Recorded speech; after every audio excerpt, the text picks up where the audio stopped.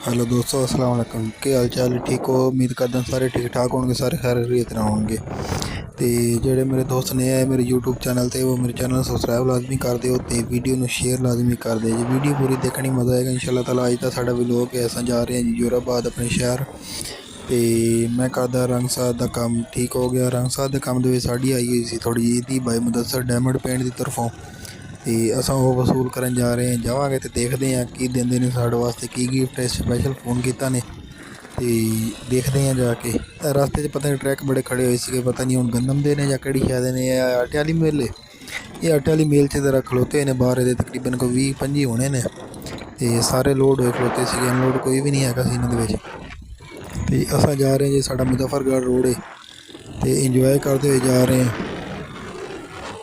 असां जावांगे royal garden tone ते मौलवी साहब नूं मिलना, अगर मिल गए तो सानूं, नहीं तो उन्होंने वेखते हैं कितने ने। माली ने ते टोन के उत्ते माशाल्लाह बहुत मेहनत करते हैं, बहुत अच्छे बंदे ने। ते तुहानूं भी मिलाने अगर मिले तो इंशाल्लाह ताला।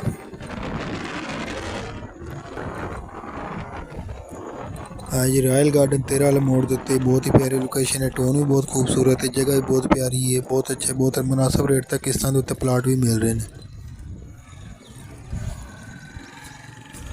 एंट्री पॉइंट रॉयल गार्डन का बाबे होनी बैठे ने ते इन्होंने दूरों ही हत्थ कर दिता भी पता नहीं कौन आ गया।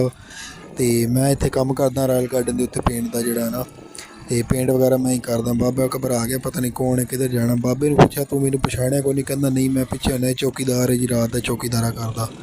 मौलवी साहब सानू मिले को नहीं, तो असां वापसी निकलते पे टोन तो दसिया ने पानी लैन गए ने टैंकी के उत्ते।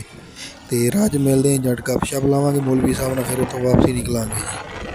और सामने नीली टैंकी जा रही है, मौलवी साहब होनी जा रहे हैं, चेक कर सकते जी मौलवी साहब। मैं मौलवी साहब ने आख्या कि दोवें फड़े गए, तुसां दोवें जाने अज फड़े गए, थोड़ा पीछा किया ने। मौलवी साहब ने आख्या भी ट्रैली मोड़ लिए, रोड क्रॉस कर लिए, पर नहर तो पानी भरना ने इन्होंने, तो पौधे शौदियां लाना। मैं कहा चलो कर लो, फिर लाने गपशप। तो मौलवी ने जट गपशप लाइए तो उतों वापसी निकले जी जोराबाद वाल। एसपीरियर कॉलेज सिविल लाइन वाला रोड है जी। माशाल्लाह साडा असा देना सी पिंडों दुੱਧ लिआंदा सी, उस्तादां नूं देना सी दुੱਧ, साडे कोल सीगा। असां क्या पहले दुੱਧ उस्तादां नूं दे लिए, फिर अगला काम करते हैं जाके भाई मुदस्सर नूं मिलते हैं। तो असा टीचर साहब के घर चल गए हैं, उतों दुੱਧ शुद्ध दिता उन्होंने, तो उतों वापसी निकले जी।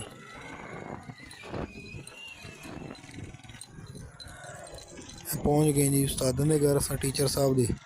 मेरे स्कूल के टीचर ने पिंड दे, मेरे भी टीचर ने वैसे भी। तो अज इतवार से छुट्टी सी, तो इस वास्ते इन्होंने जो आए को नहीं, तो बात ड्यूटी जी मेरे जुम्मे होंगी ने इन्हों की। अस उत्थों दुੱਧ दे के तो निकल आए हैं जी, हूँ जोराबाद आ गए हैं, बाजार से जा रहे हैं जी। सटला टोन है, पुराना सटला टोन। तो इतों होके जावांगे मेन बाजार से। लो जी, हम अस मेन बाजार उप्पर आए जी। सानू भाई मुदस्सर ने आख्या ने कि इंतज़ार करो, कॉलेज चौक है गोसिया जूस वाले के कोल खलोते हैं। असां जी इंतज़ार कर रहे हैं भाई मुदस्सर का, डायमंड पेंट वाले का। ए आ गए ने जी भाई मुदस्सर साहब हुणी आ गए ने। वेखते हैं हुण की गिफ्ट देंदे ने सानू जी। ते गिफ्ट दे रहे ने, मैं कहा चलो थोड़ी थोड़ी वीडियो शीडियो बना लीए। तो यह सूट दिता ने भाई मुदस्सर होना ने, तो वीडियो नहीं बना रहे। मैं कहा नहीं यार, मैं व्लॉग बनाना, वीडियो शीडियो बना के थोड़ी भी देने नाल अपनी भी देने। वीडियो लाइक और शेयर लाजमी कर दे जी। भाई मुदस्सर का कहना सी कि साडा डायमंड पेंट जोड़ा है ना, कंपनी है वो दे रही है माशाल्लाह 10% जोड़ा ना फलाई कम वास्ते, यानी कि जेह्ड़े गरीब यतीम बच्चे होंदे ने या मस्कीन, ये उन्होंने वास्ते इस्तेमाल होंदे ने। साढ़े जेह्ड़ा बचत होंदी है ना 10% कंपनी दी, यानी कि जेह्ड़े मालकान ने वो दे रहे हैं अल्लाह की रज़ा वास्ते। तो माशाल्लाह बहुत ही अच्छा काम है, कोई कोई देंदा है। वीडियो लाइक और शेयर लाजमी कर दे जी।